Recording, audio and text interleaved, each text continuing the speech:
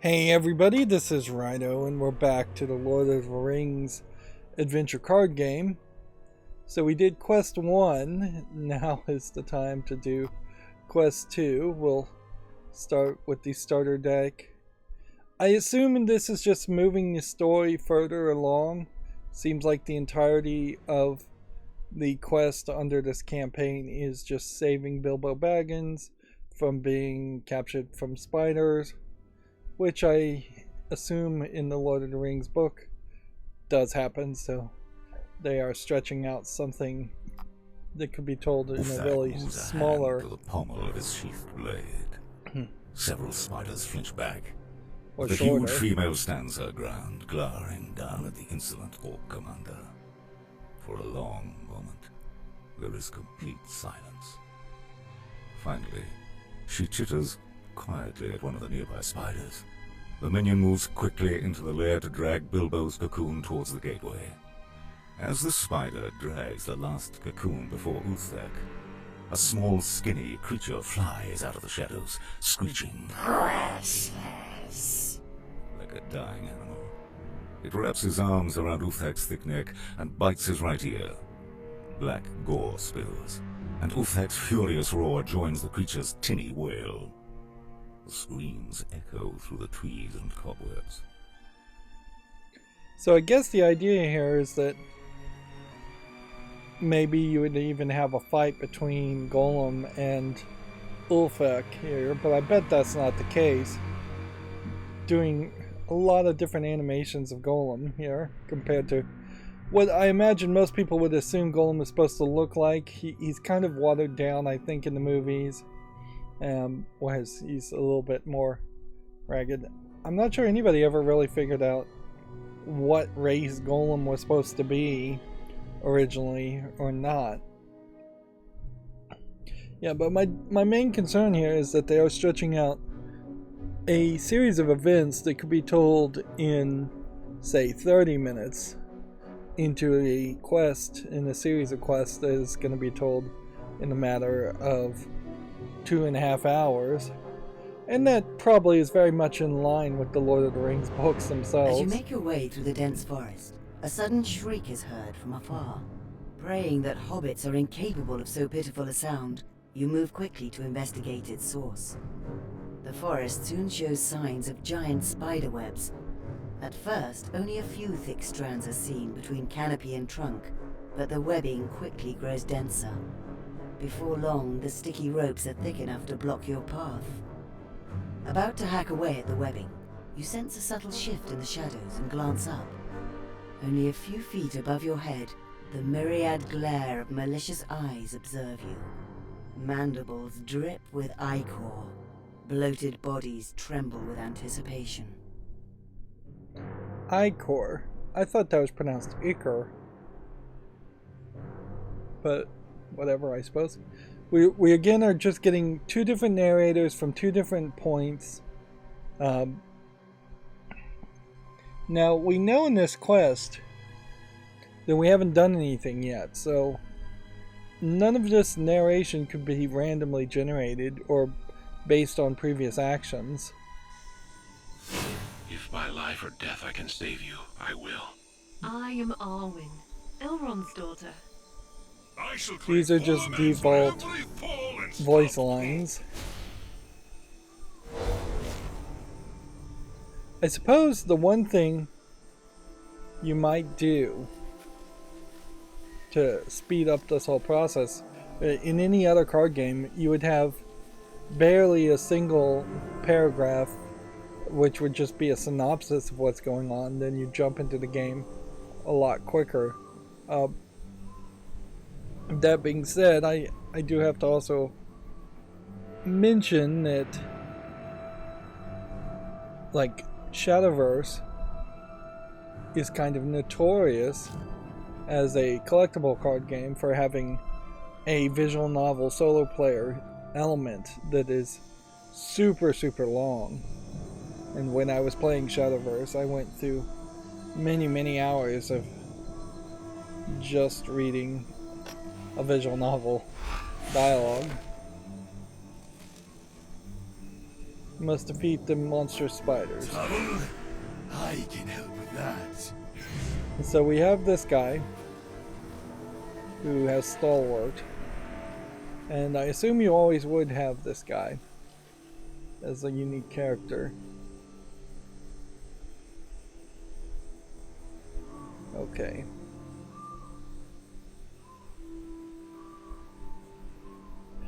Let's see. Reduce a minion's attack to 0 this round.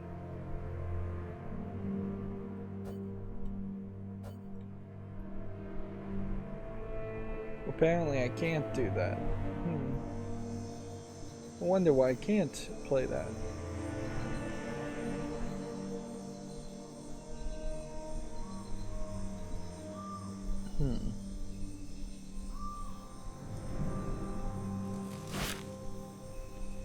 So just give this guy Warrior Sword, I guess.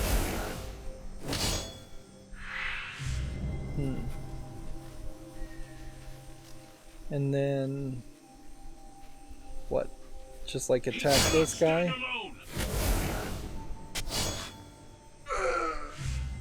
And there goes our guy. So there is a real argument to just go back to the main menu and start over, even at that. But let's play along. Let's pretend like we think we can win here.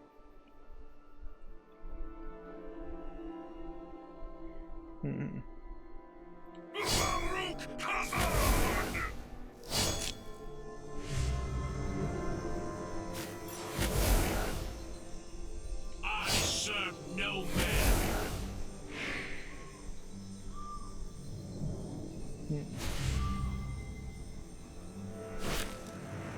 Go ahead and play that. That'll exhaust a new character. I don't know why I can play this now, but I couldn't play it earlier. For Rivendell!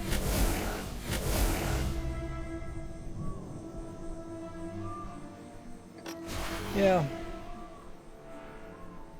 You probably shouldn't be able to lose as quickly as it seems like you are going to be able to lose here.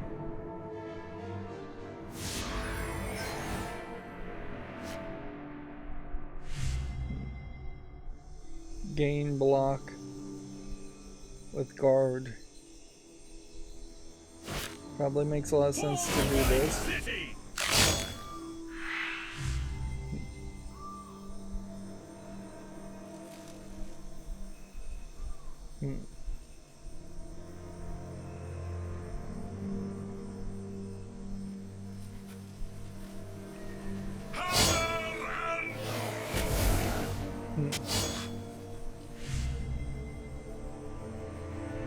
For Rivendell!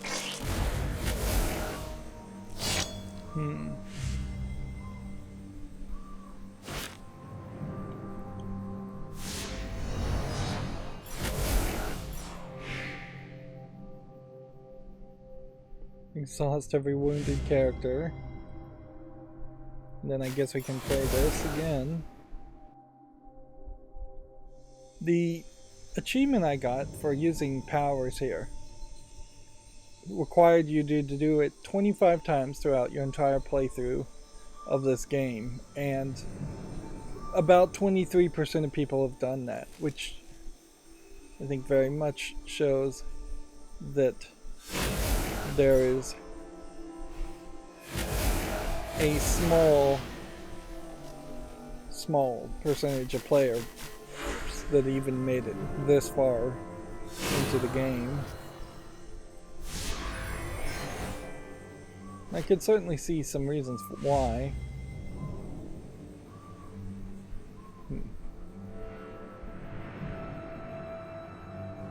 Guard. Put that one on guard too.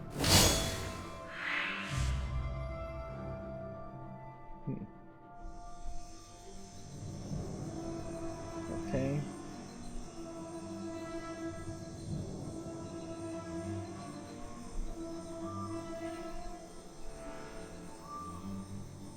Gaining strength at this point is probably not worth it.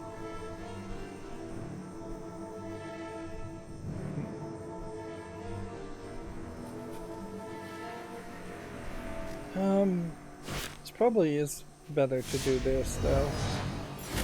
Play this way and force the other player to play. Force a guard character to attack.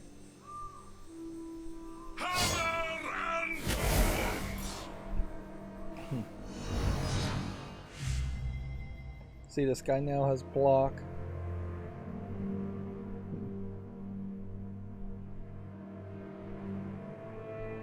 Which means I can only really attack with this, which then loses your block.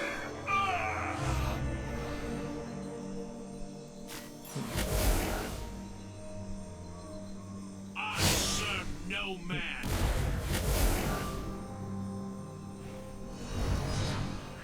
And yeah, the real danger around this, obviously, is that you're going to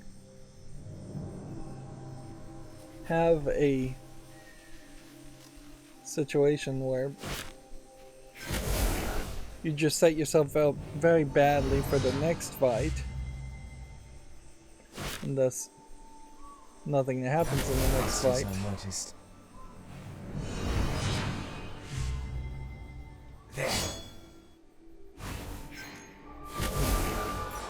Remember, he refills his entire hand, Sauron does. Which I've kind of forgotten that Sauron really is involved at all in the story.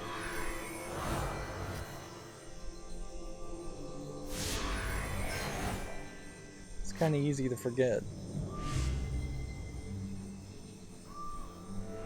Store 2 to 1 character. Maybe I should just save up. First thing to do would... Oh man, we can't get rid of this guy.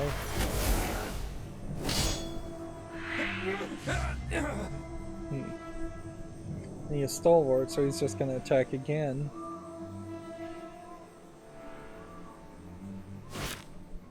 Welcome to Rivendell. Farewell.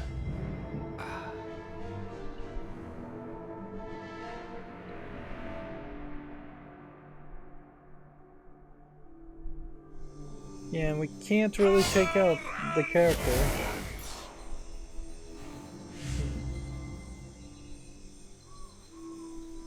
For Rivendell!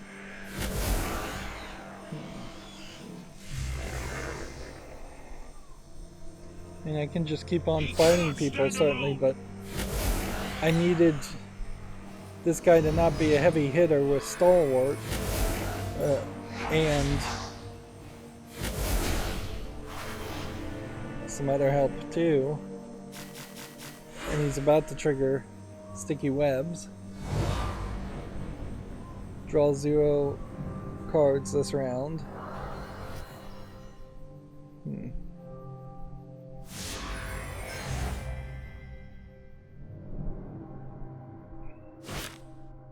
None shall enter.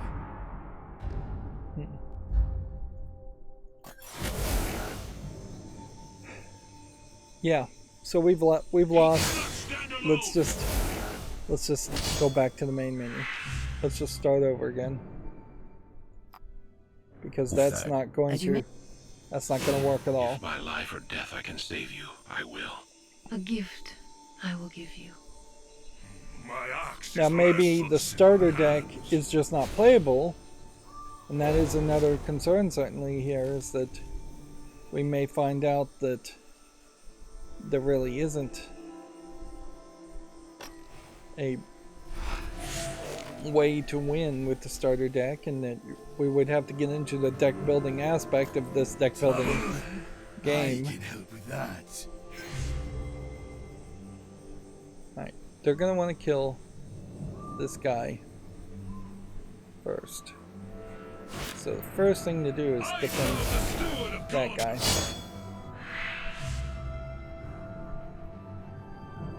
As much as possible.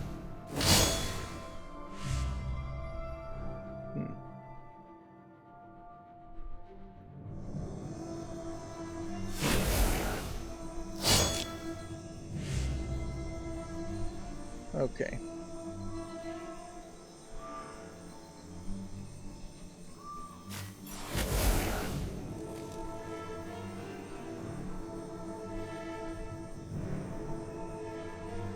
So if we hit this first, that does 1 damage. If we do that, that does 3 damage. Which means I need to hit this guy again. So that's 1 heavy hitter down. So then it makes a lot of sense to just do this. And do this. Then do this. Then do this.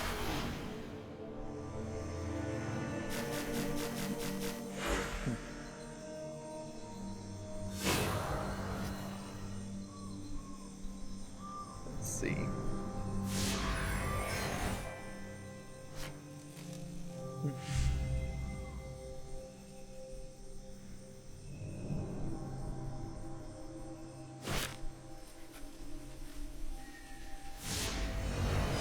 Give the warrior's sword to this guy again.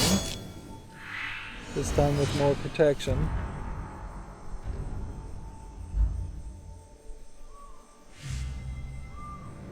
This guy has some kind of weird effect. This character remains exhausted by the poison of spiders. So we now know what these shadow elements are, in that they are clearly extra. That's enough. Extra kind of made up effects, not actual cards that get played. They're status effects. Okay. That's enough.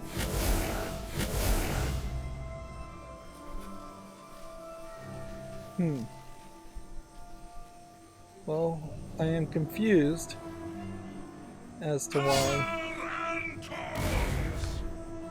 these guys aren't dying or attacking. He cannot stand alone. Completed the goal for this location. So then I guess the question would just come down to what else do we want to play. Restore 2 health to 1 character. Think we could do that. We can put that in the defense position too.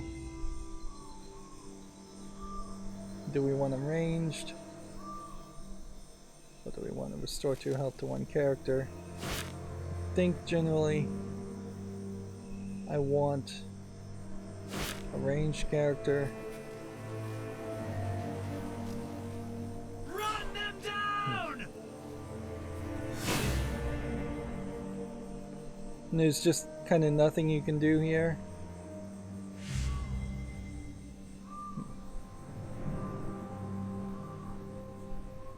Did I take her out of defense position? I think I did. Captured by a spider. As you finish putting down the last of the giant spiders, you turn to see spiders wrapping your companion in cocoons. With a cry of alarm, you charge to their rescue, and it's too small, but not before being blocked by more incoming spiders. You must retreat.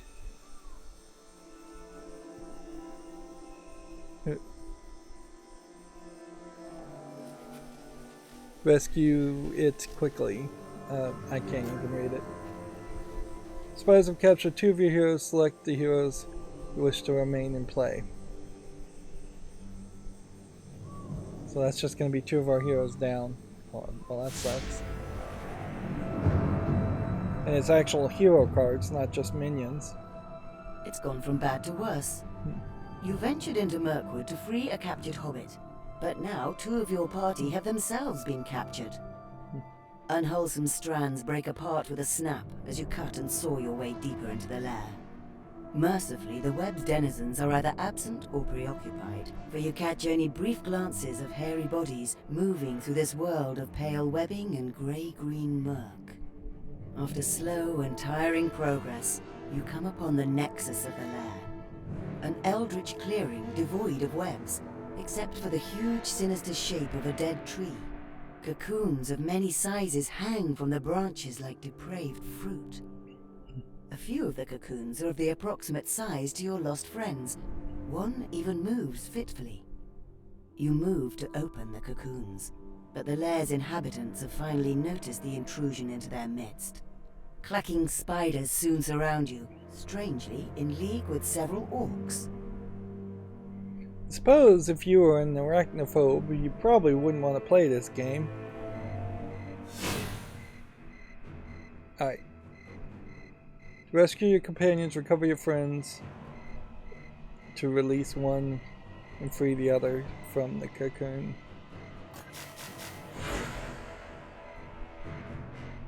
Okay. So we've got to spend a lot of focus on one character first. This guy still has his exhaustion problem. This one can have guard. Do we need guard at the moment? Think what we would need more than anything is to just bring out this and make sure that guy stays alive, because if he dies we're in real trouble. Okay.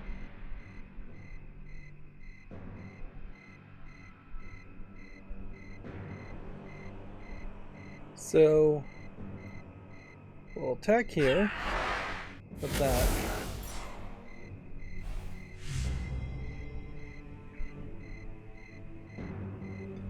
Then I guess we'll have to attack here with that. Not what you expected. Opening the cocoon, you didn't find what you were looking for, but you did find some kind of bread. Lambus bread. Restore 2 to 1 character. Ready it.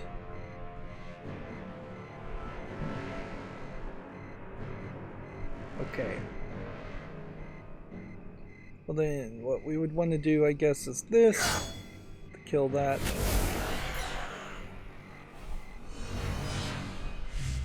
And then do that to kill that.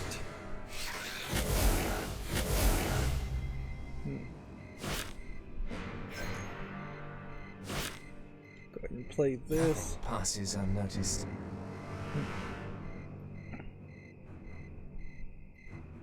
Sticky webs would stop me from drawing cards.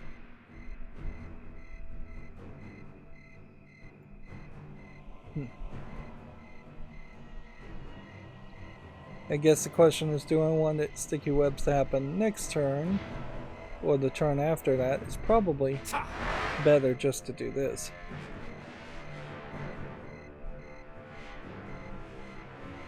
We'll just have to do all of that and hope he doesn't summon a bunch of enemies. Seems like this guy's finally healed.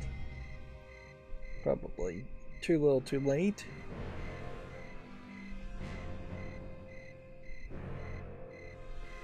Okay. With that. Opening the cocoon, you realize this is not your friend. You jump back as an orc marauder lashes out at you.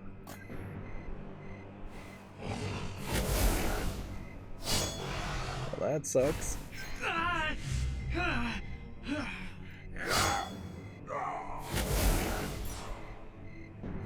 We'll put red maggot holes in your belly. That's enough.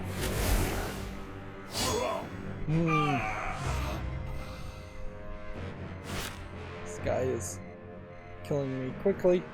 So I have to assume then that the next move It's gotta free my friend, and I assume this is how this would always work. Is that this would free your hero. Breaking open the cocoon, you find one of your lost heroes I inside. shall claim full amends for every fall and stubbed toe. Okay.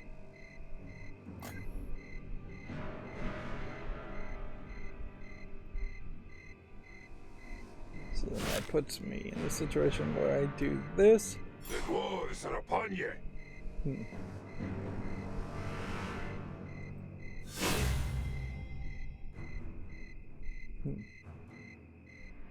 I serve no man.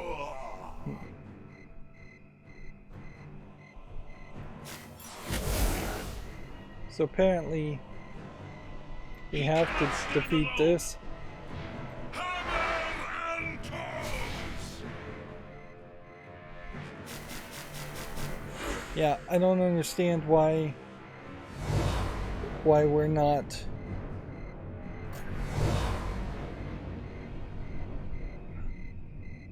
yeah. I don't know why we didn't win here. Recover your friend. Oh, we have to do this location specific thing, and I definitely wasn't paying attention to that, any of that.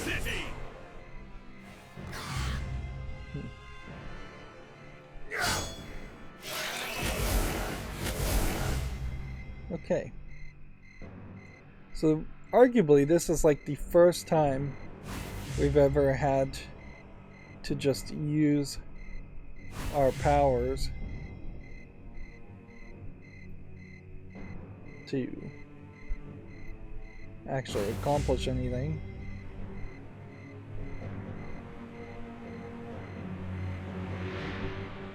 And so we have to do this, which means I also have to make room, which means I have to get rid of, I guess, Mine this. is the choice of Luthien. You see, that's like the only way.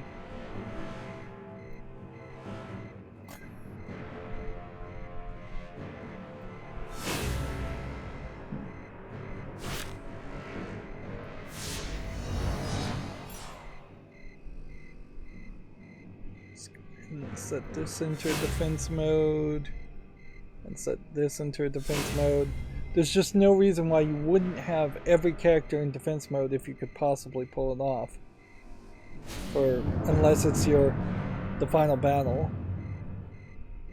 Bruised and bloodied, the creature whimpered at the cruelness of the world.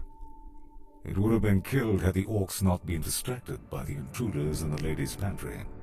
It had escaped into the tangled undergrowth and shrouded itself in shadows from where it had seen Ulfthak and his caravan depart.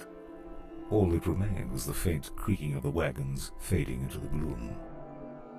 The lady remained before the gateway.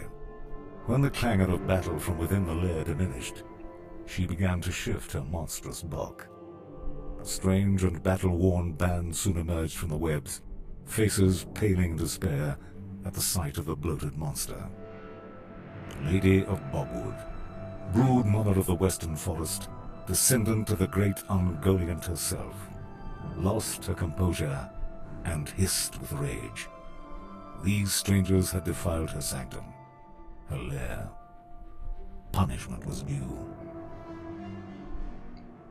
One of the things I took from my surface level ingestion of The Lord of the Rings and The Hobbit is that this big spider character, or some big spider character, is supposed to be a really important character as a lady, Spider Queen, effectively. But I just personally, and I don't think very many people ever really related to her, because she is described and depicted as just a giant spider. There's nothing human to really empathize with or relate to, which is really borne out when you think about it, how any other Spider Queen in any other fantasy story or video game after Lord of the Rings, which kind of established a lot of the Tolkien-esque fantasy well, established all of the token-esque fantasy unique elements. But after Lord of the Rings, every other Spider Queen always is either half female as a Spider Queen, humanoid, or more than half, often spider humanoid, just to make them, look and feel capable of speech, things like that. Maybe in like one of the Darksiders games, you fight a spider that is mostly spider, and I'm sure there's some other games where you do fight spiders, but they don't have that magical queen aspect to them. They are just generally spiders, and normal spiders aren't super deadly because they're often too small to fight in a game. So you can't have like Black Widow spiders in the game that would bite you and kill you in a matter of minutes or hours. So you have to make them bigger, and even when you make them bigger, they're not particularly that interesting. Let's move on. Final encounter, defeat Ungoliant's spawn, Ungoliant, which there definitely seems like there's a trope happening here in which instead of naming the character the actual name, they're referencing another character in a false history in this fictional narrative. Let's see. I think going forward we do need to check location specific actions. We probably should have done that from the beginning. But yeah. Gain 1 attack and guard for every hatchling spider upkeep. Summon 1 hatchling spider. So it's just going to constantly summon hatchling spiders and give it more attacks and guard. So we need to very quickly, should have healed this guy actually, because this guy was going to heal himself anyways.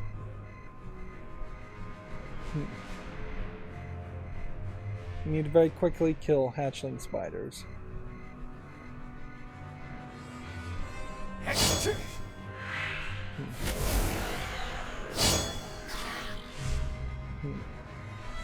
This guy should have probably been in a guard mode.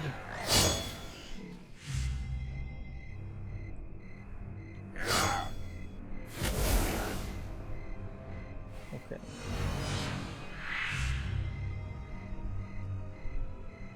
So, did this guy block? Try and heal him longer. Exhaust every ally that enters play. Oh, this restores 2 health to a character and readies it. Interesting. So by spending that, I can then just attack here.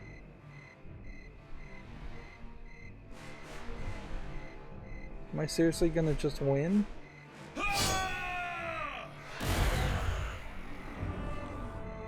Wow, that was easy. The forest floor is awash with the marks of iron-shod feet and wagon tracks. You begin slowly to make sense of the situation. The spiders are gathering slaves for a host of orcs, intended for some devilry yet to be understood. Deep in thought, you hike a sensible distance from the spider's lair to camp for the night, unsure of what to do next. As the shadows coalesce into night, you hear someone, something, creeping through the undergrowth beyond the firelight. After silent glances, a few nods, and a quick dash, the creep is quickly caught. Shrieking like a stuck pig, it bites and flails about with surprising strength. Its energy soon spent, the creature curls itself into a sobbing ball. You catch a few words amongst its rambling litany of self-pity, such as precious and... a name? Could it be? How that name would be known to the wretch you cannot guess, for the creature is muttering...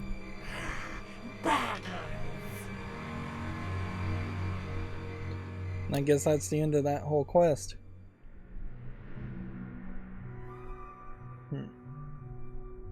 That was disappointingly easy, but I can't really complain too much about the game being easy. Seems like it takes a while. Anyways, we've got web cutters as new cards being unlocked. So we completed the quest event with every hero. We completed the quest with every hero at 50% or more health. We played 10 cards for each player.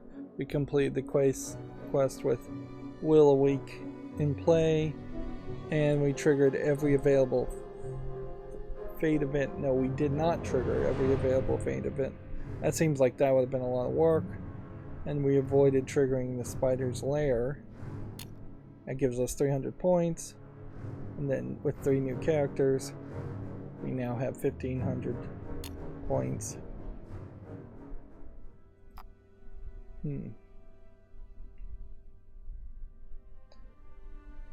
But I think what I want to do here is I want to take a step back and not run through this a second time. Like, the way this is going to go is that the game is just going to be extra long, and I'm going to double the length of everything if I play it twice, just to get an hour-long episode, when I think I want to make shorter episodes, and this is a weird thing to do in the middle of a series, but yeah. I think for my own time management and my own sanity, I'm going to just play to the victory the first time on each of the campaign things. So that means next time we will do this, but I'm going to end the episode here. As always, I ask you to like, share, subscribe, comment, and watch every second of my videos. If you want a friend or follow me on any social media sites, there's a bunch of links down below. Thank you for watching. Have a good evening.